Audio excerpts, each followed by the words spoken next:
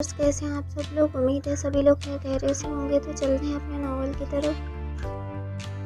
इस वक्त वो हाथ से मिलने रेस्टोरेंट जा रहा था। घर से दूर उन्होंने ये मुलाकात रखी हुई थी क्योंकि हदाद बखूबी जानता था गुलजार ने उसके घर पर नजर रखी हुई है। ऐसे में इन दोनों का मिलना दुश्मन के लिए फायदेमंद साबित हो सकता था। आगे का क्या प्लान है? वेटर ने कोल्ड कॉफी लाकर दोनों के सामने रखी। हाथ ने हदाद की तरफ देखकर सवाल किया। बहुत अरसे बाद वो दोनों मिल रहे थे, वरना दुश्मन से बचने के लिए दोनों ने एक दूसरे से मिलना ही छोड़ दिया था। हदाद ने सारा प्लान बिना किसी देरी के गोशेगुजार कर दिया। भाई, आपको लगता है ये काम करेगा? हाथ को ये प्लानिंग कुछ कमजोर लगी। मुझे लगता नहीं, मुझे यकीन है ये काम करेगा। बस तुम्हें नाइला को फॉलो करना है। नाइला के जिक्र पर उसके तासुरात बन गए। मुझे उस लड़की से नफरत है। हाथ के चेहरे पर शदीद नफरत के आसार उभर आए। पुरसुकून रहो हाथ, मुझे भी नफरत है, लेकिन हमें अपने प्लान को सरअंजाम देने के लिए उसकी ज़रूरत है। वरना अगर मेरा बस चलता तो 2-4 थप्पड़ लगाकर घर से बाहर फेंक देता। हदाद ने भी उसके जिक्र पर मुँह के हज़ारों जाविये बिगाड़े। आप सिर्फ 2-4 थप्पड़ लगाएंगे भाई, मैं इसकी गर्दन मरोड़ दूंगा। हाथ के बस में होता तो वाकई वो नाइला का गला दबा देता। इसकी शादीशुदा ज़िंदगी में जितनी भी गलत फहमियाँ थी, इसकी जिम्मेदार ये नाइला ही तो थी। अनमोल और अपनी बिगड़ती शादीशुदा ज़िंदगी का सोचकर ही हाथ का हलक तक कड़वा हो गया। फिक्रमंद होने की ज़रूरत नहीं है छोटे, कोई चाहे कुछ भी कर ले, कोई तीसरा हमारी ज़िंदगी में जहर तब तक नहीं बोल सकता जब तक हम अपने रिश्तों के साथ मुखलिस हैं। भाई, ये बात सिर्फ आप जानते हैं कि मैं अनमोल से मोहब्बत करता था और उससे शादी करने का इरादा रखता था, लेकिन इस नाइला ने सब कुछ बर्बाद कर दिया। मेरी मोहब्बत, मेरी इस शादी के इरादे को इसने गुनाह बना दिया। मैं चाहकर भी अनमोल को ये यकीन नहीं दिला पा रहा कि कुछ भी मजबूरी में नहीं हुआ। हदाद ने उसके चेहरे को गौर से देखा, जहाँ परेशानी के तासुरात साफ आ जाते। तो अपने रिश्ते में कोई खला न छोड़ो और गुस्से को थोड़ा कंट्रोल में रखना सीखो, फिर देखना चीज़ें खुद ब खुद सीधी होती चली जाएंगी। वो हाथ को गुस्सा कंट्रोल रखने का कह रहा था, जबकि उसे खुद अपने गुस्से पर कंट्रोल नहीं था। उसे लगता है मैं ज़बरदस्ती कर रहा हूँ। हाथ को अब भी अनमोल की बातों पर गुस्सा था। मियाँ बीवी में ज़बरदस्ती जैसा कुछ नहीं होता। जब तुम्हारा दिल साफ है तो अपना हक इस्तेमाल करो। अपने रिश्ते में किसी गलतफहमी की जगह नहीं छोड़ो, वरना ये गलतफहमी तुम्हारी पूरी ज़िंदगी खा जाएगी। हदाद की बातों पर उसने हामी में गर्दन हिलाई, जैसे वो इसकी बातों को समझ रहा हो और आगे भी अमल दरामद करने का सोच रहा हो। वो सोकर उठी तो पूरा वजूद दर्द कर रहा था। ये तो शुक्र था इस वक्त हदाद उसके करीब नहीं था। चादर में लिपटे अपने बरहना वजूद को महसूस कर वो शर्माई। कल रात जिस तरह वो सारी रात उसके वजूद पर हावी रहा था, उसके बाद वाकई हीर को अपनी किस्मत पर फख्र हो रहा था। उसके जिस्म के हर हिस्से को चूमकर हदाद ने हीर के हुस्न को खराजे तहसीन पेश की। कल उसने अपने और हदाद के रिश्ते को दिली रजामंदी से कबूल कर लिया था। वलीद के मामले में हदाद ने जो यकीन दिखाया था, इसकी जगह कोई भी आम मर्द होता तो हीर को कसूरवार समझकर ना जाने ज़हनी और जिस्मानी कौन सी अजियत देता। मगर हदाद ने ना सिर्फ उसका यकीन किया, बल्कि उसके साथ गलत करने वालों को भी खतरनाक अंजाम तक पहुंचाने का इरादा रखता था, जबकि खुद हीर इस ज़र्फ का मुजाहिरा नहीं कर पाई। नाइला के मामले में उसने हदाद पर यह यकीन नहीं दिखाया था। उसे इसी बात की एहसास नदामत सता रही थी, इसीलिए बिना किसी देरी के उसने दोनों के रिश्ते को कबूल कर लिया।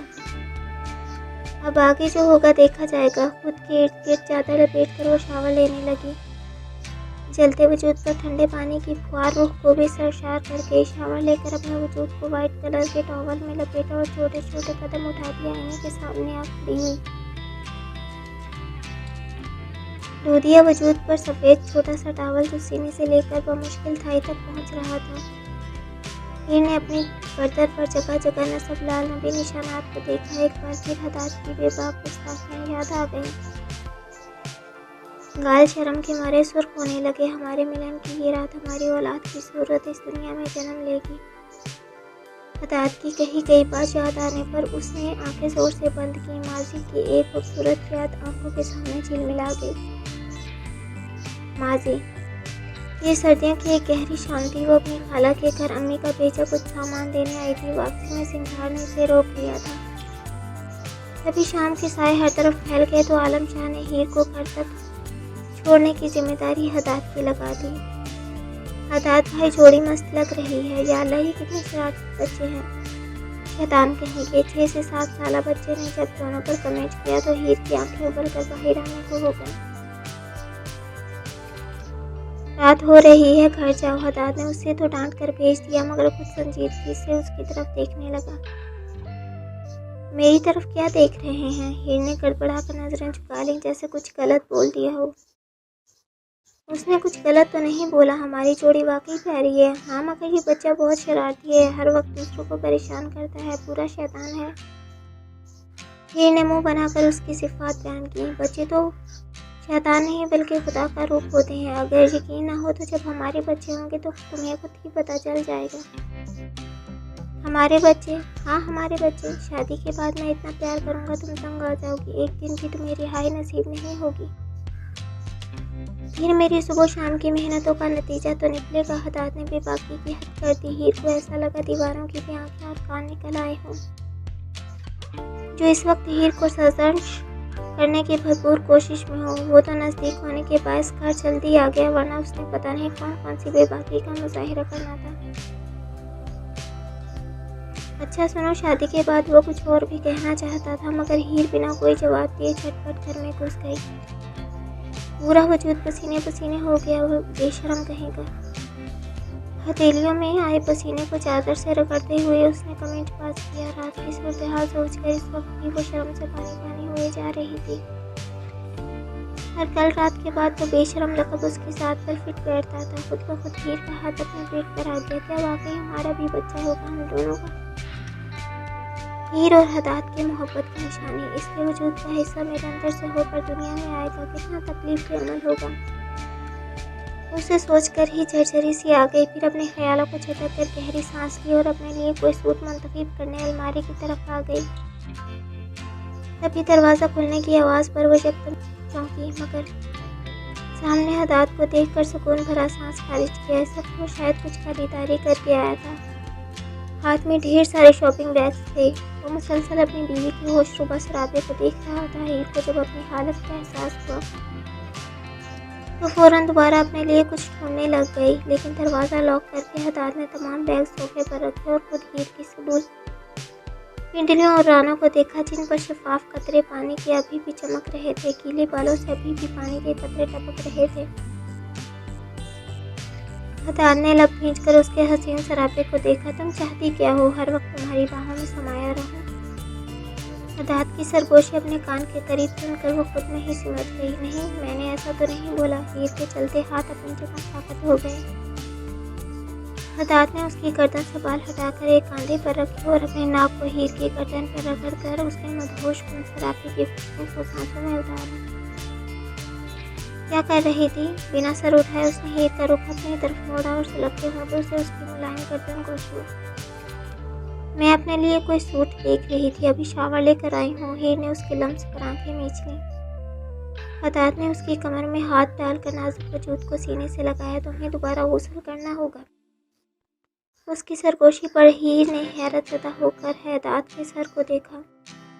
दोबारा गुस्ल का मतलब साफ था। इस वक्त भी वो पूरा बहकने के मूड में था। हदाद में सुबह से हीरा के पास भी नहीं गई। वो मेरा इंतज़ार कर रही होगी।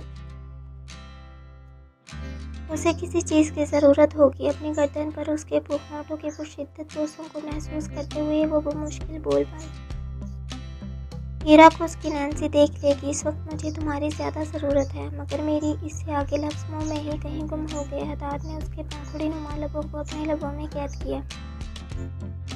उसके होंठों को चूमते चूमते उसने पल भर में ही हीर को गोद में उठा लिया। होंठों से होंठों का मिलाप जारी रहा।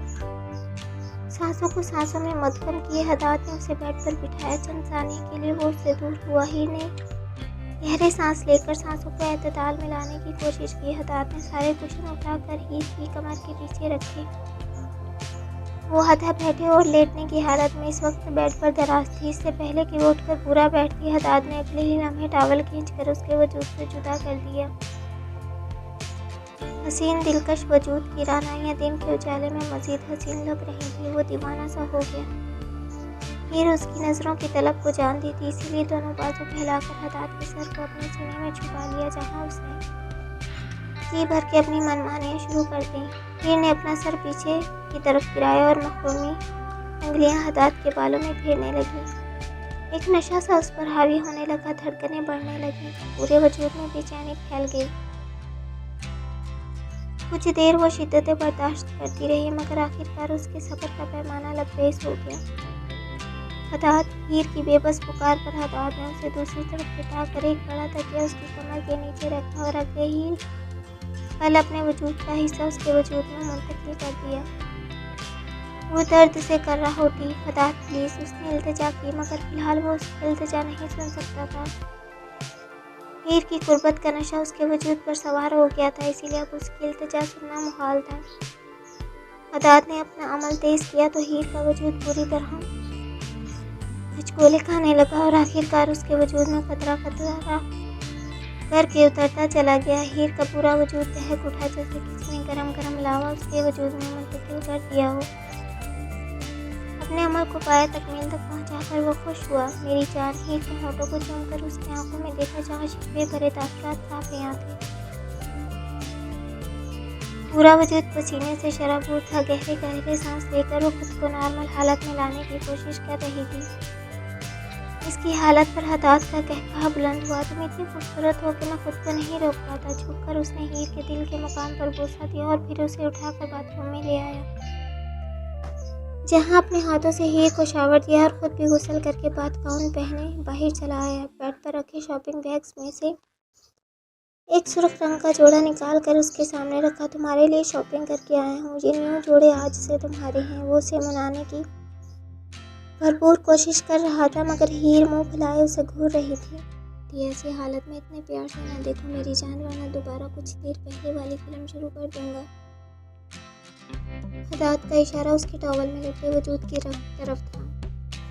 हद से ज़्यादा बेशर्म इंसान है आप। सूट उठाकर पैर पटकती वो ड्रेसिंग रूम में चली आई। पीछे से हदाद का छतवार कहकहा सुनकर वो और तैश में आ गई। बहुत मनमानी सूझ रही हैं सरकार को, अब देखूंगी कैसे मेरे करीब आते हैं। मैं ही बेवकूफ़ थी जो इस सोए हुए जिन को जगा दिया।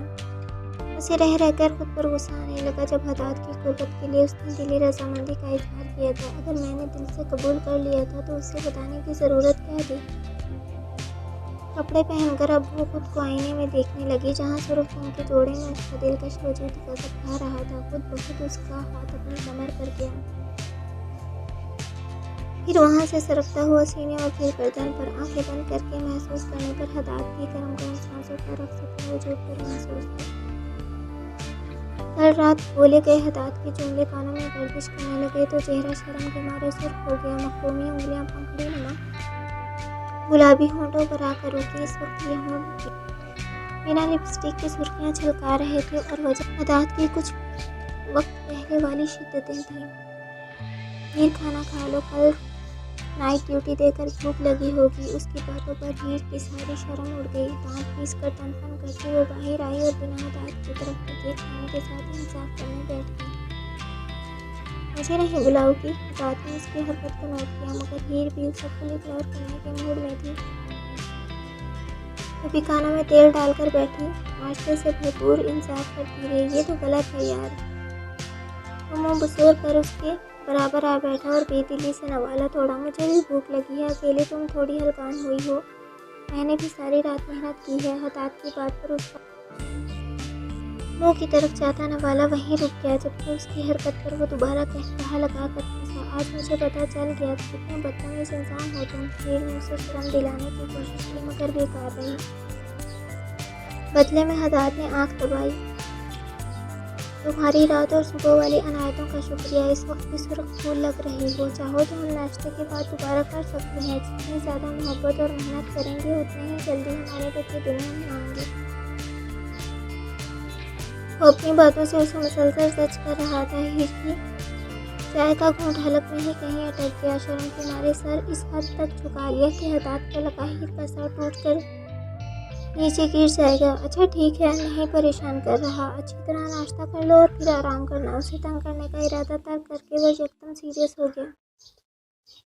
हीर को भी सुख का सांस आया, वरना उसकी बेबाक बातों पर नवाला गले से उतारना भी मुश्किल हो रहा था। हसीना से दूर रहना ही तुम्हारे भले के लिए बोल रहा हूँ। और हाँ, तुमने मुझ पर इतना यकीन दिखाया है तो मैं कोशिश करूँगा जल्द से जल्द सारी सच्चाई तुम्हारे सामने आ जाए, ताकि हमारे रिश्ते में जो रही सही खलश है वो भी मिट जाए। उसकी बातों पर हीर का दिल गहरी खाई में डूबने लगा। अपनी रजामंदी देने से पहले वो हसीना को बिल्कुल फरामोश कर गई थी। अब याद आया उसका जीता जागता वजूद उन दोनों के रिश्ते में मौजूद है। हदाद उसके माथे पर लब रख कर चला गया। बहुत सारे काम निपटाने थे और अब तो ये काम जल्द से जल्द ख़त्म करना ज़रूरी हो गया था। हीर के साथ वो एक सुकून भरी ज़िंदगी गुजारना चाहता था। इसके लिए गुलजार का मंजर आम पर आना बहुत ज़रूरी था। इस बात को 2 दिन गुजर चुके थे। नाइला का एक पल मुश्किल था। कमरे में इधर उधर टहलते हुए वो मुसलसल हीर और हदाद की नज़दीकियों का सोच रही थी। कुछ देर बाद आईने में खड़ी होकर अपना अक्स देखने लगी। माना कि हीर जितनी खूबसूरत नहीं हो मगर फिर भी बहुत खूबसूरत हूँ। फिर हदाद मुझसे प्यार क्यों नहीं करता? इसे अपनी खूबसूरती पर शक नहीं लगा। पहले हीर, फिर हसीना और फिर उसकी बेटी। कितनी रुकावटें आई लेकिन उसके बावजूद मैंने जब सारे हालात अपनी तरफ मोड़ लिए तो ये हीर दोबारा जिंदा होकर आ गई। नाइला की आंखों में गुस्से और नफरत के तासुरात उभरने लगे। उसे कुछ समझ नहीं आ रहा था कि क्या करे। जी चाह रहा था ऐसे सिचुएशन में अपने बाल नोच ले, लेकिन वो ये भी नहीं कर सकी। खुद को तकलीफ देना उसने इसे कभी सीखा ही नहीं था। तभी आईने में हीर और हदाद का अक्स नमूदार हुआ। इन दोनों के चेहरों पर मोहब्बत भरी मुस्कुराहट थी और वो दोनों धीरे धीरे एक दूसरे के करीब आ रहे थे। नाइला का बस नहीं चल रहा था वो इनके अक्स को भी एक दूसरे से दूर कर दे, मगर जब दोनों कोशिश के बावजूद भी एक दूसरे से दूर होने के बजाय बेहद करीब हो गए तो नाइला ने पास रखा आवाज़ उठाकर आईने पर दे मारा। नहीं, मैं ये सब बर्दाश्त नहीं कर सकती। अब बस बहुत हो गया। बहुत भाग ली मैं उस इंसान के पीछे। अगर वो मेरा नहीं तो किसी का नहीं। मुझे तकलीफ देने वाले हर इंसान की हस्ती को नेस्ते नाबूद होना होगा। तभी उसने शादाब को फ़ोन मिलाया। अब उसने ठान लिया था कि उसे भी अपने बाप के नक्शे कदम पर चलना है। ये काम जल्द से जल्द हो जाना चाहिए। शादाब ने अपने आदमी को हीर की तस्वीरें दिखाकर काम पर भेज दिया था। उसका पूरा प्लान था कि वो हीर को उसके घर से ही उठवा लेगा। वैसे भी हदाद से उसकी दुश्मनी बहुत पुरानी थी। अब अगर उसे हदाद को तकलीफ देने का मौका मिला है तो वो किसी भी तरह ये मौका हाथ से जाने नहीं दे सकता। इसके अलावा हीर थी भी बहुत खूबसूरत। नाइला इस वक्त शादाब के पास ही खड़ी थी। जब शादाब ने हीर को उठाने के लिए आदमियों को भेजा तो उसके दिल में सुकून की कई लहरें दौड़ गईं। हीर के साथ अच्छे तरीके से खेलना। जानते हो ना, वो हारिस शाह की बेटी है जिसने तुम्हें गिरफ्तार करके जेल में डाला और तुम्हें जेल के अंदर 3rd डिग्री टॉर्चर किया। तुम्हारी हर तकलीफ की वजह वो बना, वरना खानदान के सामने तुम्हारा सच कभी नहीं आता। अगर वो इंसान तुम्हारे पीछे ना पड़ जाता। नाइला ने शादाब के दिल में दबी आग को मजीद भड़काया। उसका वजूद तो पहले ही नफरत की आग में झुलस रहा था, ऊपर से पेट्रोल डालने का काम नाइला ने कर दिया। अब तो ये नफरत लावा बनकर सबको जला देने की ख्वाहिश रखती थी और इसकी सद में अपना जाने कौन कौन आने वाला था। पहले उस लड़की के बाप ने तुम्हारी पूरी ज़िंदगी बर्बाद कर दी और अब वो लड़की तुम्हारी बहन की ज़िंदगी बर्बाद करने में लगी हुई है। इसकी वजह से मैं कितनी अजियत को शिकार हूँ कि तुम सोच भी नहीं सकती। मेरा बदला उस लड़की से ले लो। क्या तुम अपनी बहन के लिए इतना भी नहीं करोगे? उसे इतना तड़पाओ कि वो सिसक कर मर जाए। बल्कि मैं तो ये कहूँगी कि अपनी बहन का बदला लेने के लिए तुम अपने हाथों से उसे मार दो और इसकी लाश के टुकड़े टुकड़े करके किसी नदी दरिया में फेंक दो। उसकी लाश भी किसी को नहीं मिलनी चाहिए। उसने तुम्हारी बहन को भी बहुत तकलीफ दी है। इसकी वजह से मैं रातों को रोती हूँ। नाइला ने रो कर अपना दुख का बयान किया। शादाब ने हैरत से उसकी तरफ देखा। उसकी बहन रो रही थी और वो भी हारिस शाह की बेटी के पास। इसके गुस्से और नफरत में मजीद इजाफा हो गया। अब तो इस लड़की का यहाँ आना बहुत ज़रूरी हो गया था। गुलजार का खास आदमी जो शादाब की देखभाल करता था, इसने जो खबर आकर गुलजार को सुनाई, वो सुनने के बाद उसका दिल जहाँ अपने सर दीवार में दे मारी।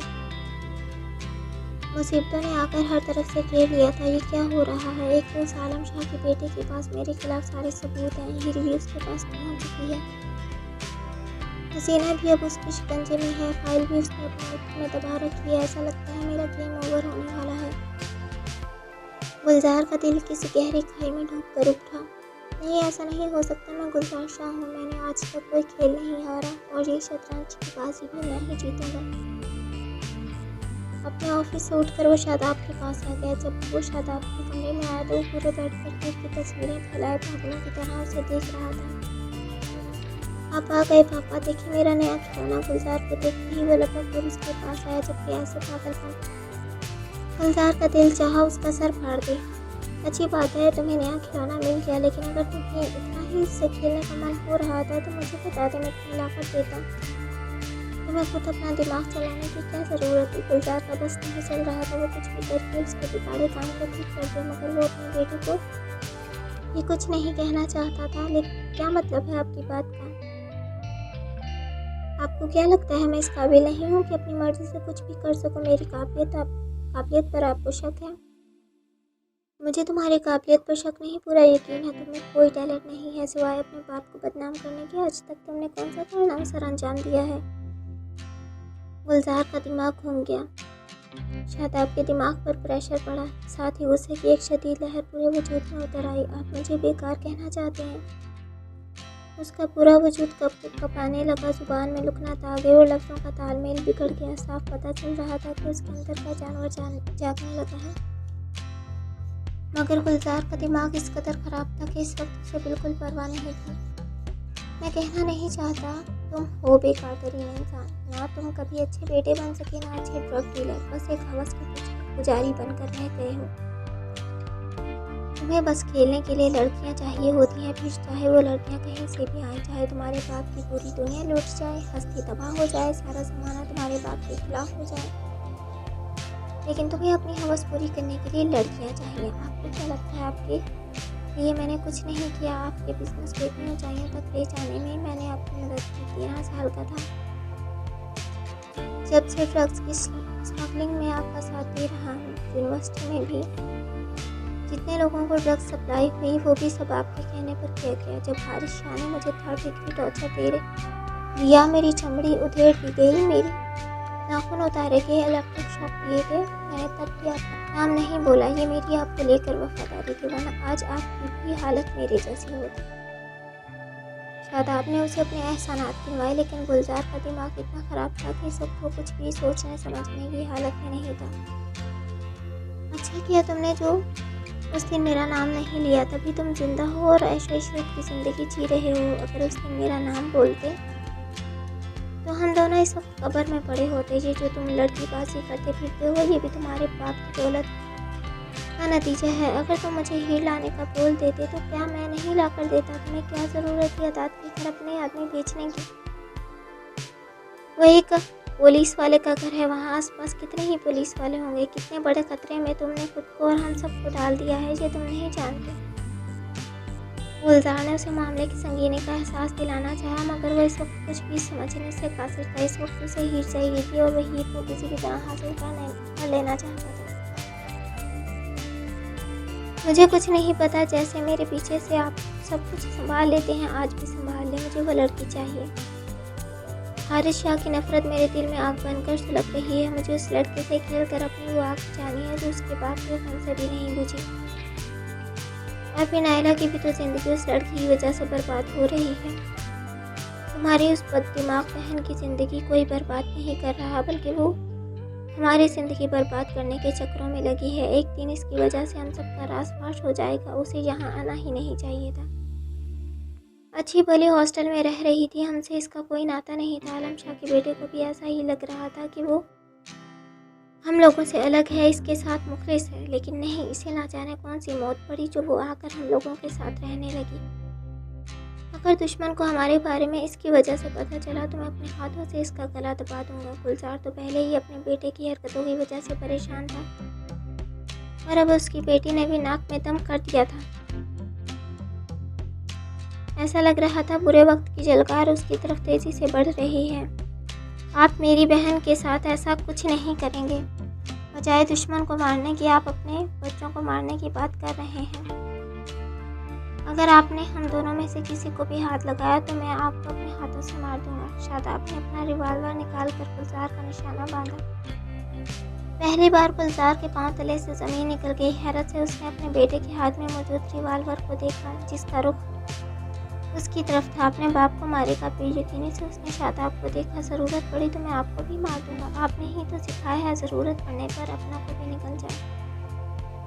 अगर अच्छी तरबियत करता तो शायद आज उसका बेटा भी आलम शाह के बेटों की तरह उसके लिए सब कुछ कुर्बान कर जाता, मगर ऐसी तरबियत तो उसने दी ही नहीं।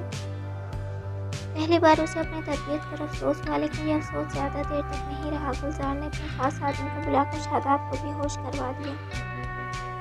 अब हदात से कैसे बचना है ये सोचना था। हालात उसके हक में बेहतर नहीं थे, लेकिन ऐसे हालातों का रुख अपनी तरफ मोड़ना वो बखूबी जानता था। इसलिए अगर उसे खून खराबा भी करना पड़ा तो वो कर देगा। मुझे भी यही लगता है ये हदात मेरे साथ कोई बहुत बड़ी गेम खेल रहा है। वो हसीना के कमरे के पास से गुजरते हुए लाउंज में जा रही थी, मगर तभी उसके कानों में जो आवाज़ पड़ी उसे सुनने के बाद वो वहीं रुक गई। एक साइड पर होकर सुनने की कोशिश की आखिर क्या बात हो रही है, क्योंकि हदात तो इस वक्त घर पर नहीं था। अगर वो घर पर नहीं था फिर हसीना किससे बात कर रही थी, यहाँ वो किस किस को जानती थी। अच्छा हुआ तुमने वलीद का पैगाम मुझ तक पहुँचा दिया। वलीद के नाम पर हीर के दोनों कान खड़े हो गए, आंखें हैरत से फैल गईं। इस हसीना का वलीद से क्या लेना देना। अभी एक और काम करो, मेरे लिए किसी मोबाइल का इंतज़ाम कर दो ताकि मैं अपने बॉस को कॉल कर सकूँ। नहीं मैडम, मुझे नहीं लगता मैं मोबाइल का इंतज़ाम कर सकूँगी। धीमी सी सरगोशी सुनाई दी। हीर ने पहचानने की कोशिश की आखिर ये आवाज़ किसकी है, मगर सरगोशी इतनी धीमी थी कि वह चाह कर भी नहीं पहचान पाई। अगर मेरे पास मोबाइल नहीं हुआ तो यकीनन हम सब लोग फंस जाएंगे। मेरे साथ तुम भी अंदर जाओगी, क्योंकि तुम उसके घर में रहकर सारी खबरें हम लोग को तक पहुँचाती रही हो। हसीना की धमकी पर सामने मौजूद औरत के औसान खता हो गए। नहीं, मैं सिर्फ चंद पैसों के लिए ये काम कर रही हूँ। मैंने कोई बहुत बड़ा जुर्म नहीं किया, मैं बेकसूर हूँ। आप मोबाइल की बात कर रही हैं तो मैं कोशिश करूंगी इसका इंतज़ाम हो जाए, मगर मुझे इन सब में नहीं फंसना।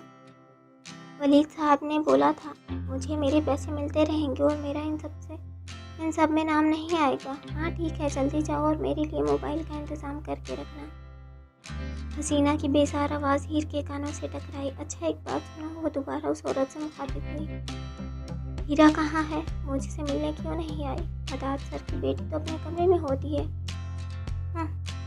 हदात की बेटी, हसीना ने तंजिया हंकार भरी। जब मोबाइल का इंतज़ाम हो जाए तो फिर किसी बहाने से हीरा को मेरे पास लेकर आना। ठीक है मैडम। जैसे ही वो औरत कमरे से बाहर आई, हीर ने सतून की ओट में छुप कर उसे देखा, मगर जैसे ही उस औरत पर नजर पड़ी हीर के पांव तले से ज़मीन निकल गई। उसके वहमो गुमान में भी नहीं था हसीना से ऐसी बातें करने वाली वो होगी। मुझे हदात को इसके बारे में बताना होगा। हीर को इस शदीद एहसास हुआ कि उसके आसपास बहुत कुछ गलत हो रहा है, जिसे सिर्फ अकेले हदात ने हैंडल कर रखा है। वो घर आया तो रात के 11 बज चुके थे। अनमोल इस वक्त जाग के उसका इंतज़ार कर रही थी। पता नहीं वो वाकई उसका इंतज़ार कर रही थी या फिर ये भी हाथ की हम ख्याली थी। एक नज़र अनमोल को जागते देखकर उसने गहरा सांस लिया और फिर अपना तकिया उठाकर बाहर जाने लगा। खाना लगा दूं? अनमोल की पुकार को उसने सिरे से ही अनसुना कर दिया। वो हैरत से मुँह खोले उसकी चौड़ी पुश्त को देखी गई, जो इस वक्त ड्रेसिंग टेबल के सामने खड़ा न जाने क्या तलाश कर रहा था। यकीनन वो खाना बाहर खा कर आया था, इसीलिए इसकी किसी बात का जवाब नहीं दे रहा था। तकिया लेकर कहाँ जा रहे हो? दूसरा सवाल किया गया, मगर अब भी उसके तासुरात में कोई फर्क नहीं आया। वो अपनी मतलूबा शय लेकर कमरे से बाहर निकलता चला गया। पहली बार अनमोल को ऐसा लगा जैसे उसके दिल पर किसी ने ज़बरदस्त धक्का रसीद कर दिया हो। वो उसके पीछे पीछे भारी कदम उठाती बाहर आई। एक एक कदम अनबन भर का हो रहा था। आज तक उन दोनों के दरमियान बड़ी से बड़ी लड़ाई हुई, मगर कभी भी वो कमरे से बाहर निकल के नहीं गया, बल्कि उससे लड़ा झगड़ा और अपनी बातें मनवाई थी। जो भी हुआ, इन दोनों ने कभी एक दूसरे से लैतकीफ क्या नहीं की। फिर आज क्यों ऐसा हो गया? क्या वाकई वो बहुत ज़्यादा बोल गई थी? लाउंज में बड़े सोफे पर आड़ा तिरछा होकर लेटा वो अनमोल को सोचने पर मजबूर कर गया। इन दोनों के रिश्ते में एक वक्त के लिए सब ठीक हो गया था। क्या उसने अपनी बेवकूफ़ी से सब कुछ बिगाड़ लिया था? दिमाग में कई किस्म की सोचें आई, मगर गहरी सांस लेकर उसने तमाम सोचों को झटक दिया। कौन सा ये मुझसे मोहब्बत करता है? इसे तो बहाने चाहिए मुझसे दूर होने के। मैं तो पहले ही ऐसे मर्दों के इरादों को खूब जानती हूँ। पहले अपनी ज़रूरत पूरी करते हैं, उसके बाद जब मन भर जाता है तो औरत को छोड़ देते हैं। ये भी मेरे साथ ऐसा ही करेगा। कौन सा मैं इसकी मनपसंद बीवी हूँ? मेरी ज़िंदगी इसकी वजह से बर्बाद हो गई। कुछ वक्त पहले जो इसके नाराज़ होने पर परेशान हो रही थी, अब उसके खिलाफ जहन में बदगुमानी जन्म लेने लगी। पैर पटकती वो वापस कमरे में आ गई।